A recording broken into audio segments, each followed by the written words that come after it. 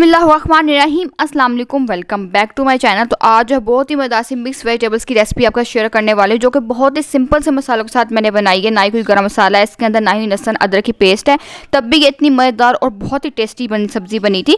सबसे पहले यहाँ पर मैंने पैन के अंदर ऑयल लिया, सारे प्याज डालकर यहाँ पर मैंने इसको सोते कर लिया। फिर मैंने इसका शामिल किया यहाँ पर टमाटर की पेस्ट, फिर मैंने इसका शामिल कर दी यहाँ पर हरी मिर्चें, और शामिल करूँगी मैं इसके अंदर मसाले, और मसालों में इसका शामिल करूँगी नमक, लाल मिर्च का पाउडर और हल्दी पाउडर। साथ में थोड़ा सा इसके अंदर पानी भी मैं डाल दूँगी ताकि जो है ये मसाले लगे ना, ठीक है। ताकि थोड़ा सा मैंने इसको 10 मिनट पकने के लिए भी रखना है मैंने।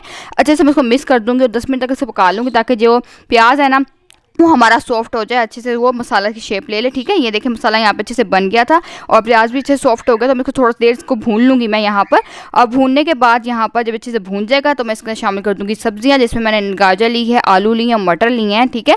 मैं और मेथी का इस्तेमाल करूँगी मैं। आप चाहे इसको और भी सब्ज़ी डाल सकते हैं, लेकिन ये 4 सब्ज़ी मैंने इसका इस्तेमाल किया। शिमला मिर्च नहीं की, क्योंकि शिमला मिर्च जो है बाकी सब्जियों का टेस्ट जो है ना शिमला की मिर्च का ज़्यादा स्ट्रॉन्ग आता है, इसलिए मैं शिमला मिर्च का इस्तेमाल नहीं किया, ना ही गोभी का किया, ठीक है। ये 4 सब्जियाँ ही बहुत मज़े की लगती हैं मिक्स वेजिटेबल्स में।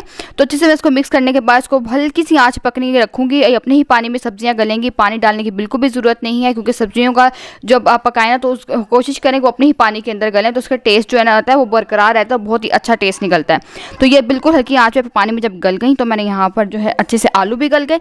तो यहाँ पर मैं इसको अब इसका चूल्हा बंद कर दूँगी और आपको मज़ेदार सी सब्जी को मैं आपको डिश आउट करके जो है ना वो दिखाती हूँ। यहाँ पर मैंने इसको डिश आउट कर दिया। यहाँ पर मैंने इसको जो है धनिया से मैंने यहाँ पर इसको गार्निश कर दिया, और ये सब्ज़ी बहुत ही मज़ेदार बन के तैयार हुई थी। आप इसको रोटी के साथ खाएं, आप इसको पराठे के साथ खाएं, बहुत ही ज़्यादा मज़ेदार आपको ये सब्ज़ी लगेगी।